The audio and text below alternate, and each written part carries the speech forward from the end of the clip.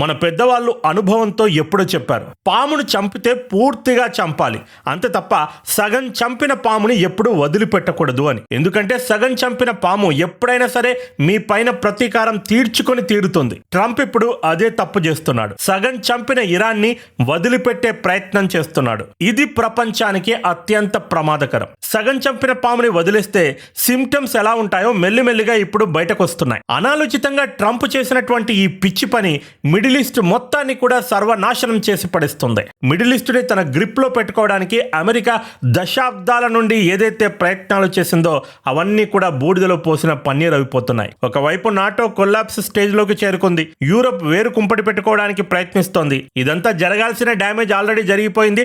దీని గురించి మనం ఆల్రెడీ మాట్లాడుకున్నాం. కానీ మిడిల్ ఈస్ట్ గురించి చాలా తక్కువగా మాట్లాడుకున్నాం. ఈ వీడియోలో అసలు ట్రంప్ ఈ మిడిల్ ఈస్ట్ లో ఏం పెంట పెట్టాడో మీకు డీటెయిల్ గా ఎక్స్ప్లెయిన్ చేస్తాను. కోల్డ్ వార్ యుద్ధ సమయంలో అరివీర భయంకరమైనటువంటి సోవియట్ యూనియన్ని కట్టడి చేయడానికి అమెరికా నాటో అనే ఒక కూటమికి జన్మనిచ్చింది. అక్షరాల నాటో పుట్టిందే సోవియట్ యూనియన్ని ముక్కలు చేయడానికి. సరే, మిడిల్ ఈస్ట్ అని ఇప్పుడు నాటో గురించి ఎందుకు మాట్లాడుతున్నారు అంటే, మిడిల్ ఈస్ట్ లో కూడా ఒక నాటో ఉందండి. అదేంటండి, దీని గురించి మాకెప్పుడు తెలియదే అంటారా? మిడిల్ ఈస్ట్ లో ఈ అరబ్ దేశాలు ఏవైతే ఉన్నాయో ఇవన్నీ కూడా కలిసి ఒక కౌన్సిల్ ని ఏర్పరచుకున్నాయి.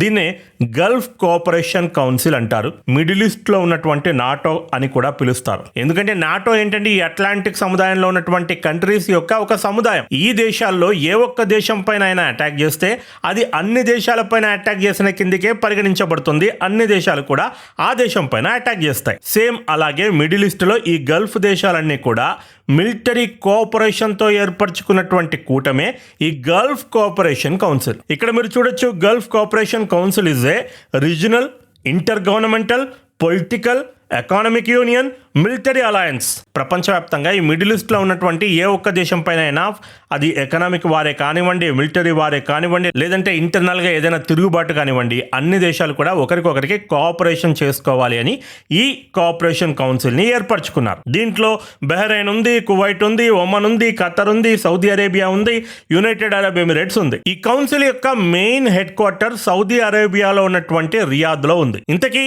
ఈ జీసీసీ మీరు ఏదైతే గల్ఫ్ నాటో అంటున్నారో ఇది ఎప్పుడు ఏర్పడింది అంటే 1981లో ఏర్పడింది. ఇందులో ఉన్నటువంటి అన్ని దేశాలు కూడా మోనార్కీస్ అంటే కింగ్డమ్స్, రాజుల చేత పరిపాలించేటువంటి దేశాలు. అయితే పరిస్థితులు మారుతున్న కొద్దీ కొన్ని కాన్స్టిట్యూషనల్ మోనార్కీస్ అంటే ప్రజాస్వామ్యంతో కూడుకున్నటువంటి రాచరిక పాలన కొనసాగుతుంది. ఖతర్లో, కువైట్లో, బహ్రెయిన్లో అబ్సల్యూట్ మోనార్కీస్ అంటే ఇప్పటికీ కూడా రాచరిక వ్యవస్థ అక్షరాల నడుస్తుంది. సౌదీ అరేబియాలో, ఒమన్లో రాజు ఏం చెప్తే అదే శాసనం అక్కడ. అదేవిధంగా ఫెడరల్ మోనార్కీ యునైటెడ్ అరబ్ ఎమిరేట్స్లో నడుస్తోంది. అంటే ఏంటి, ఒకప్పుడు భారతదేశంలో పెద్ద పెద్ద సామ్రాజ్యాలు ఉండేవి.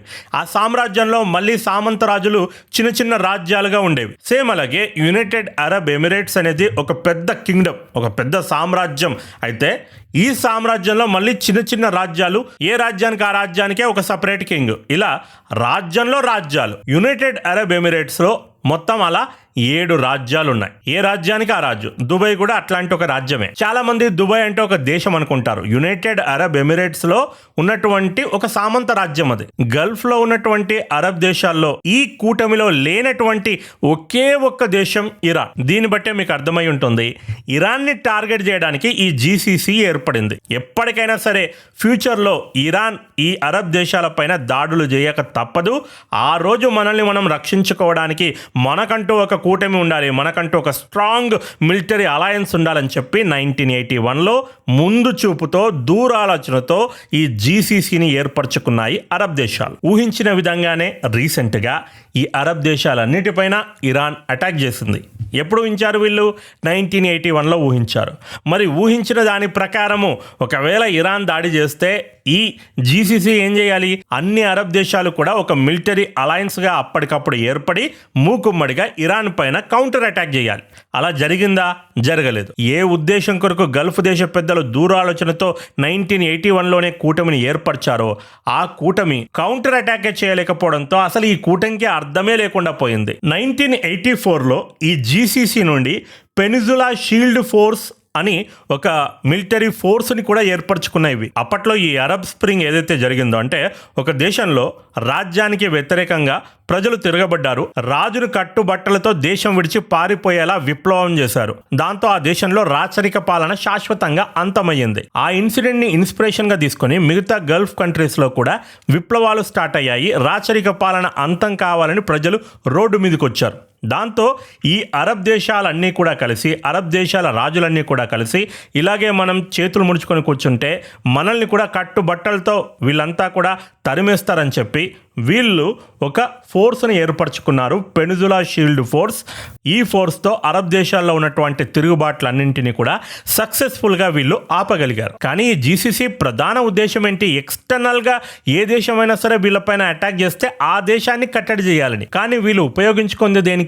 ఇంటర్నల్గా వచ్చే క్రైసిస్ని కట్టడి చేయడానికి. అంటే ఎక్స్టర్నల్ థ్రెట్స్ని కట్టడి చేసేంత సామర్థ్యం వీటికి లేదు. మొన్న ఇరాన్ చేసిన దాడుల ద్వారా ఇది స్పష్టమైపోయింది. ఇంతకీ ఈ జీసీసీ ఆలోచన ప్రధానంగా ఎక్కడి నుంచి పుట్టుకొచ్చింది అంటే కువైట్ మరియు యుఏఈ, యునైటెడ్ అరబ్ ఎమిరేట్స్, ఈ రెండు దేశాల పెద్దలు ఎవరైతే ఉన్నారో వీళ్ళు ఎప్పటికైనా సరే ఈ పర్షియన్ గల్ఫ్ కంట్రీస్కి ముప్పు ఉంది, ఈ ముప్పును కట్టడి చేయాలంటే మనకు ఒక యూనియన్ కావాలని జీసీసీని ఏర్పరచుకున్నారు. ఈ కౌన్సిల్ యొక్క ఫస్ట్ మీటింగ్ కూడా యునైటెడ్ అరబ్ ఎమిరేట్స్ లోనే జరిగింది. ఈ కౌన్సిల్కి కొన్ని గోల్స్ కూడా ఉన్నాయి. తమకంటూ సపరేట్ కస్టమ్స్ యూనియన్ ఏర్పరచుకోవాలి. ఇప్పుడు యూరోపియన్ యూనియన్ ఎలాగైతే ఉందో అలా ఒక సిస్టమ్ని ఏర్పరచుకోవాలని 2003లో ఒక గోల్ పెట్టుకున్నారు. 2007లో ఒక గోల్ పెట్టుకున్నారు, కామన్ మార్కెట్. అంటే ఈ గల్ఫ్ కంట్రీస్ అన్నిటికీ కూడా ఒక కామన్ మార్కెట్ ఉండాలని. 2010లో ఒక గోల్ పెట్టుకున్నారు, ఈ గల్ఫ్ కంట్రీస్ అన్నిటికీ కూడా ఒక కామన్ కరెన్సీ ఉండాలని. కానీ అమెరికా పెత్తనం నడుస్తున్న ఈ రోజుల్లో అది చెల్లుబాటు కాలేదు. ఎందుకంటే గల్ఫ్ కంట్రీస్కి సెక్యూరిటీ ఇస్తున్నటువంటి అమెరికా ప్రధానంగా పెట్టినటువంటి షరతు ఏంటి? మీరు ఈ ఆయిల్ చెల్లుబాట్లని ఖచ్చితంగా డాలర్లలోనే చేయాలి అని. డాలర్ ఆధిపత్యం కోసం అమెరికా వేసినటువంటి బాణం అది. ఇదంతా ఇప్పుడు ఎందుకు చెప్తున్నాను అంటే ఈ జీసీసీలో ఇప్పుడు బీటలు వారే ప్రమాదం కనిపిస్తుంది. ఏ యుఏఈ అయితే ఇనిషియేషన్ తీసుకుని ఈ జీసీసీని ఏర్పరిచిందో, ఎక్కడైతే ఫస్ట్ మీటింగ్ జరిగిందో ఆ యుఏఈఏ ఇప్పుడు జీసీసీ నుంచి వెళ్ళిపోతాను అంటోంది. ఎందుకంటుందో అది కూడా చెప్తాను, వినండి. రీసెంట్గా ఈ జీసీసీ కంట్రీస్ అన్నీ కూడా సౌదీ అరేబియాలో ఉన్నటువంటి రియాద్లో మీటింగ్ పెట్టుకున్నాయి. ఎప్పుడైతే ఈ ఇరాన్ నుంచి గల్ఫ్ దేశాలపైన మూకుమ్మడి దాడులు జరిగాయో ఆ ఇన్సిడెంట్ తర్వాత జరిగినటువంటి ఫస్ట్ మీటింగ్ ఇది. ఎవరికి ఎన్ని దెబ్బలు తగిలాయి, ఎక్కడెక్కడ ఎంత నష్టం జరిగింది, ఎక్కడెక్కడ బాంబులు పడ్డాయి, దీని నుంచి తేరుకోవడం ఎలా, ఇవన్నీ కూడా చర్చించుకోవడానికి ఈ మీటింగ్ని పెట్టుకున్నాయి అరబ్ దేశాలు, ఈ జీసీసీ దేశాలు. ఈ మీటింగ్లో అన్ని దేశాల రాజులు పెద్దలు పార్టిసిపేట్ చేశారు. కానీ యుఏఈ మాత్రం తన రాజును పంపించకుండా ఫారెన్ మినిస్టర్ను పంపించింది. ఈ మీటింగ్ లో యుఏఈ జీసీసీ కంట్రీస్ మొత్తాన్ని కూడా కడిగి పాడేసింది. అసలు ఈ జీసీసీ మీటింగ్ పెట్టుకోవడానికి కాస్తైనా సిగ్గుందా? ఒక పక్క ఇరాన్ మన అన్ని దేశాలపైన మూకుమ్మడి దాడులు చేస్తూ ఉంటే మనందరం కూడా అప్పుడు కలవాలి, అప్పుడు ఒక మిలిటరీ అలయన్స్ ఏర్పడాలి, అప్పుడు చేతులు ముడుచుకొని ఇళ్లలో దాక్కుని జరగాల్సిన డ్యామేజ్ మొత్తం జరిగాక సిగ్గు లేకుండా ఇప్పుడు మీటింగ్ పెట్టుకున్నారా అని సీనియర్ యుఏఈ అఫీషియల్ అన్వర్ గర్గాష్ మిగతా జీసీసీ కంట్రీస్ని నిలదీశాడు. ఈ దేశాలన్నీ కలిసి యునైటెడ్ నేషన్స్లో ఆల్రెడీ ఇరాన్ని కడిగి పడేశాయి, ఎందుకు మా పైన నువ్వు అటాక్ చేస్తున్నావు అని ఇరాన్ని నిలదీసే ప్రయత్నం చేశాయి. దానికి ఇరాన్ ఏమని సమాధానం చెప్పిందంటే, నేను మీ పైన అటాక్ చేయలేదు, నేను జస్ట్ సెల్ఫ్ డిఫెన్స్ చేశాను అంతే. అటాక్ చేసింది మీరు, అమెరికాకు బేస్లు ఇచ్చింది మీరు. మీ దేశాల్లో ఉన్నటువంటి బేస్లను ఉపయోగించుకొని అమెరికా నిరంతరం మా పైన దాడులు చేస్తూ ఉంది. అలాంటప్పుడు మీ దేశాల్లో ఉన్నటువంటి బేస్ల పైన మేము అటాక్ చేశాం, అప్పుడు మీ దేశాల పైన మేము రియాక్ట్ అయ్యాం అంతే తప్ప నేను మీ పైన అటాక్ చేయలేదు, నేను జస్ట్ సెల్ఫ్ డిఫెన్స్లో రియాక్ట్ అయ్యాను అంతే అని ఇరాన్ సమాధానం ఇచ్చేసరికి తిరిగి ఏమని సమాధానం చెప్పాలో గల్ఫ్ దేశాలకి అసలు ఏం అర్థం కాలేదు. గల్ఫ్ దేశాల్లో ఉన్నటువంటి ఒక పెద్ద ఆయన అన్నాడు, అమెరికా ఏమైనా ఇప్పుడే బేసులను ఏర్పరచుకుందా? మా గల్ఫ్ దేశాల్లో ఎప్పటి నుంచో ఉన్నాయి గల్ఫ్ దేశాల్లో అమెరికా బేసులు, ఇప్పుడెందుకు దాడులు చేసినట్టు అని అడిగితే, మరి ఇప్పుడే కదా మా పైన దాడి జరిగింది అని ఇరాన్ చెప్పింది. ఇరాన్ మరియు అమెరికాలో జరిగినటువంటి ఈ యుద్ధంలో గల్ఫ్ దేశాలు ఘోరంగా ఇరుక్కుపోయాయి. ఇప్పుడు ఒకవేళ ఈ గల్ఫ్ దేశాలన్నీ కలిసి అమెరికాని పెట్టేబేడే సర్దుకొని మీ బేసులన్నీ ఖాళీ చేయాలి అని అడిగాయనుకోండి, అప్పుడు అమెరికా చేస్తుంది, ఖచ్చితంగా చేస్తుంది. చేస్తే ఈ గల్ఫ్ దేశాల పైన ఎవడంటే వాడు మొట్టికాయలు కొట్టినట్టు 4 బాంబులు వేసి వెళ్ళిపోతాడు. ఈ గల్ఫ్ దేశాలు డిఫెండ్ కూడా చేసుకోలేవు. గల్ఫ్ దేశాల్లో ఉన్నటువంటి విపరీతమైన ఆయిల్ సంపద మొత్తం కూడా ప్రపంచం మొత్తానికి ఎక్స్పోజ్ అయిపోతాయి. మన పాత సినిమాల్లో చూస్తూ ఉంటాం కదా, అపారమైన ఖనిజ సంపద ఎక్కడో ఒక దగ్గర ఉంటుంది, దాన్ని దోచుకోవడానికి ఎక్కడి నుంచో చాలా మంది వస్తూ ఉంటారు. సేమ్ అలాగే ఇప్పుడు అమెరికా కనుక ఈ గల్ఫ్ దేశాలను ఖాళీ చేసి వెళ్ళిపోతే ఎవడు పడితే వాడు వీళ్ళపైన అటాక్ చేసి దోచుకుంటారు. ఈ విషయం గల్ఫ్ దేశాలకు తెలుసు కాబట్టి చిల్లర దొంగలందరికీ కూడా భయపడుతూ కాలాన్ని వెల్లదీయడం కంటే గజ దొంగను నమ్మి గజ దొంగకి నెల ఇంత వాటా కేటాయిస్తే ఏ ఇబ్బంది లేకుండా హాయిగా నిద్రపోవచ్చు అని గల్ఫ్ దేశాలు తీసుకున్నటువంటి నిర్ణయమే ఈ అమెరికా సెక్యూరిటీకి ఒప్పుకోవడం. అంతే తప్ప అమెరికా పైన ప్రేమతో ఈ దేశాలు ఒప్పందాన్ని కుదుర్చుకోలేవండి. ఏ దేశాలు కూడా అమెరికాతో ప్రేమతో ఒప్పందాన్ని కుదుర్చుకోవు, పరిస్థితుల దృష్ట్యా మాత్రమే కుదుర్చుకుంటాయి. ఎందుకంటే అన్ని దేశాలకు తెలుసు అమెరికా ఒక పెద్ద గుంటనక్క దేశం అని. యుఏఈ ఏ క్షణమైనా సరే ఈ జీసీసీ కౌన్సిల్ నుంచి వెళ్ళిపోయినా ఆశ్చర్యపోనక్కర్లేదు. ఎందుకంటే ఆల్రెడీ యుఏఈ ఒక షాక్ ఇచ్చింది. మీ అందరికీ తెలుసు ఒపేక్ ప్లస్ నుంచి అధికారికంగా వెళ్ళిపోతున్నట్లు యుఏఈ ప్రకటించింది. మే 1 నుంచి ఇది అమలు కూడా కాబోతుందండి. జీసీసీ అంటే మాకు అర్థమైంది, ఒక మిలిటరీ అలయన్స్ అన్నావు, మరి ఈ ఒపేక్ ఏంటి అని మీరు నన్ను అడగొచ్చు. ఈ ఒపేక్ అనేది ఒక యూనియన్ లాంటిది. మీరు ఎప్పుడైనా మీ గల్లీలో ఉన్నటువంటి కటింగ్ షాప్స్ దగ్గరికి వెళ్ళండి. ఏ కటింగ్ షాప్ దగ్గరికి వెళ్ళినా ఆల్మోస్ట్ ఒకటే రేట్ ఉంటుంది. ఒకవేళ ఎవరైనా తక్కువ రేటుకి కటింగ్ చేసినట్టు గనక బయటపడితే యూనియన్ వెంటనే వాళ్ళపైన చర్య తీసుకుంటుంది. ఎందుకు?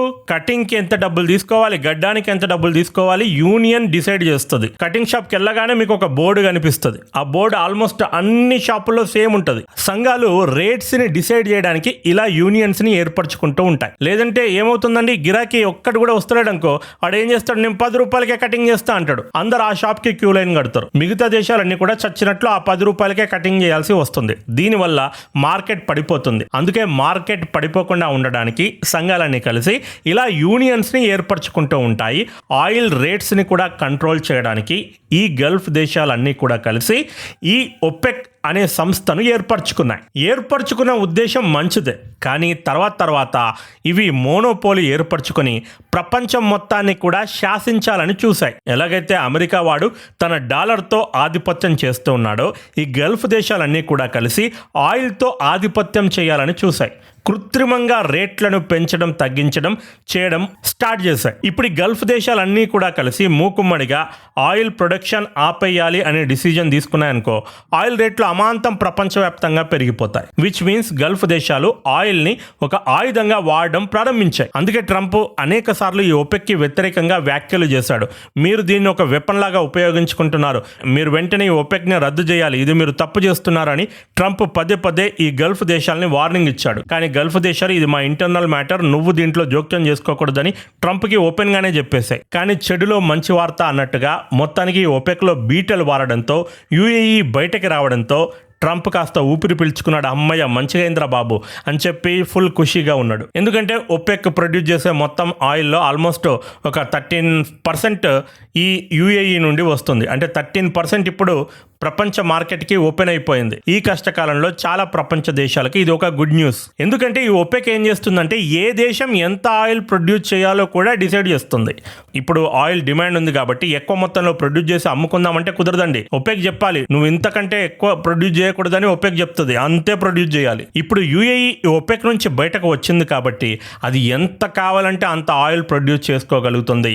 ఇది మన భారత్కి మంచి వార్త. ఎందుకంటే భారత్కి యునైటెడ్ అరబ్ ఎమిరేట్స్ కి మంచి సంబంధాలు ఉన్నాయి. ఈ యెమెన్లో జరుగుతున్నటువంటి అంతర్యుద్ధం కారణంగా సౌదీ అరేబియా మరియు యుఏఈల మధ్య చాలా పెద్ద ఇంటర్నల్ వార్ నడుస్తూ ఉంది. కోల్డ్ వార్ తరహా యుద్ధం జరుగుతూ ఉంది. దాంతో ఈ రెండు దేశాలు కూడా విడిపోయి ఈ సౌదీ అనేది పాకిస్తాన్ వైపు వెళ్ళిపోయింది. పాకిస్తాన్ మరియు సౌదీల మధ్య జరిగినటువంటి ఒప్పందం గురించి మీ అందరికీ తెలుసు.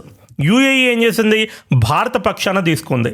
యుఏఈ మరియు భారత్ల మధ్య ఈ మధ్య కాలంలో సంబంధాలు బాగా మెరుగుపడడానికి ప్రధాన కారణం సౌదీ మరియు యుఏఈల మధ్య జరుగుతున్నటువంటి కాన్ఫ్లిక్ట్.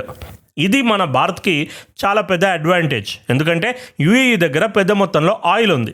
ఇప్పుడు భారత్లో ఆయిల్కి చాలా డిమాండ్ ఉంది కాబట్టి భారత్ యుఏఈకి రిక్వెస్ట్ చేస్తుంది, మాకు ఇంత ఆయిల్ కావాలంటే ఓకే మిత్రదేశమే మీకోసం మరింత ఆయిల్ మేము ప్రొడ్యూస్ చేస్తామని ఆయిల్ని ప్రొడ్యూస్ చేసి భారత్కి పంపిస్తుంది యుఏఈ.